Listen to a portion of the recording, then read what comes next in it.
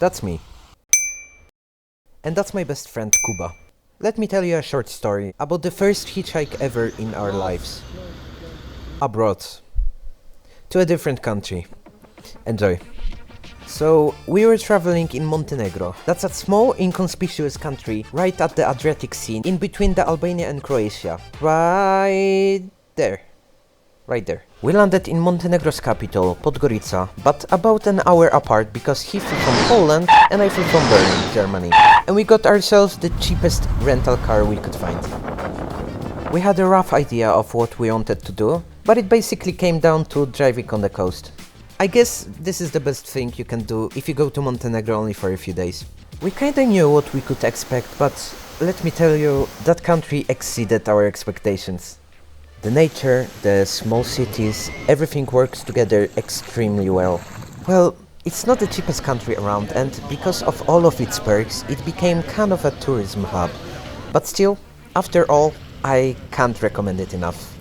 So, long story short, we basically went from the very bottom of Montenegro, right next to the Albanian border, driving gradually over a few days alongside the coastline until we arrived to a small village up north, right next to the Croatian border, called Herceg Novi.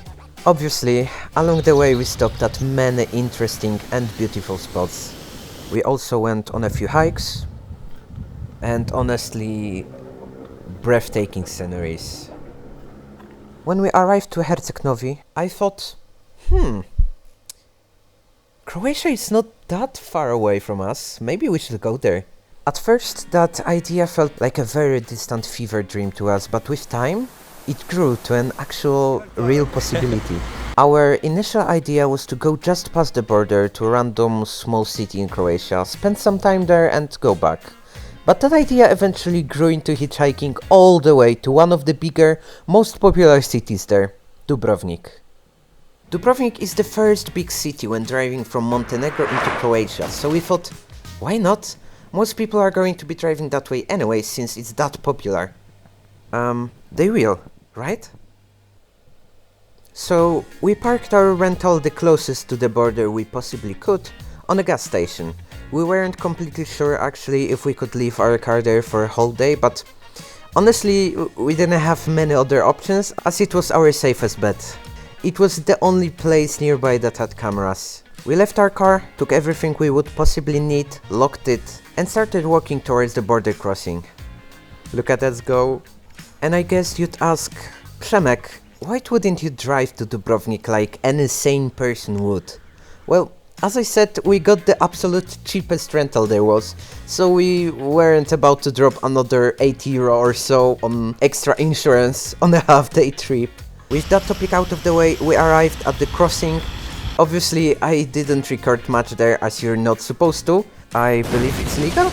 At first, actually, we tried to catch the hitchhike before we crossed the border, but we quickly realized it looks very suspicious that somebody wants to get in a car with you and drive through the border, so we obviously scratched that idea and crossed the border on foot. You can only imagine their faces seeing people crossing that border on foot, where, for obvious reasons, nobody even attempts that. But we went through the border with no issues. Actually, the only issue was we were kinda in the middle of nowhere. No Man's Land? It's a stretch of over 2 kilometers just after the border crossing in Montenegro and before the border crossing in Croatia. The only access to that road is through the border crossing. So we decided to try our luck here. We felt like it was less suspicious to catch a ride after the security cleared us and, well, we were legal. But actually nothing happened. Nobody was stopping for us, so we decided to move on. We basically walked the whole stretch until a sudden stroke of luck. Two very nice girls stopped for us and decided to take us with them. But they didn't go to Dubrovnik. They were going to their families in a small village of Kaftat. Kaftat, I guess. So we decided to go with them. The closer to Dubrovnik, the better. They took us as far as they could. We thanked them and went on our ways. That was the moment we realized that this place was very unfortunate when it comes to hitchhiking, so we had to walk a bit further so the cars could stop more easily and most of all safer. We stood there not for very long, and this time the very nice couple that took us with them were actually going all the way to Dubrovnik. We've done it! Welcome to Dubrovnik, Croatia. The new city was nothing special, but I really loved the old city, which actually served as one of the Game of Thrones series filming locations, the King's Landing.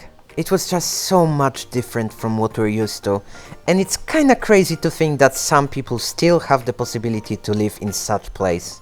After a few hours and after walking tens of thousands of steps, we finally decided to come back. Yes, we actually wanted to get back to our hotel in Montenegro the same day, and yes, also by hitchhiking. Because how else? So we walked up to our last stop, the viewpoint over the whole Dubrovnik. That was also our hitchhiking starting spot. The view was truly out of this world, and the video doesn't give the justice it deserves. After the highest high we experienced there, it came time for the lowest low. We stood there for hours. Nobody was stopping. We were convinced a few times that somebody had stopped for us, but that wasn't the case. The sun started to set. We were almost convinced that we were about to stay in Croatia for longer than we have planned.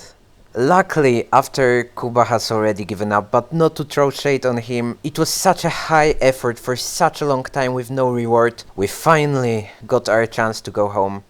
The person that stopped for us, which we hoped was not a serial killer, because at the time it felt just too perfect, turned out to be an actually cool, talkative, maybe a bit too talkative guy that took us all the way to our car at the gas station. Eventually we arrived back at the hotel, which is a stretch because it was a few tents with a bathroom building nearby at almost 12 AM at night. Was it a nerve-wracking experience? Yes. Would I do that again? With my buddy? Absolutely. Anytime, anywhere.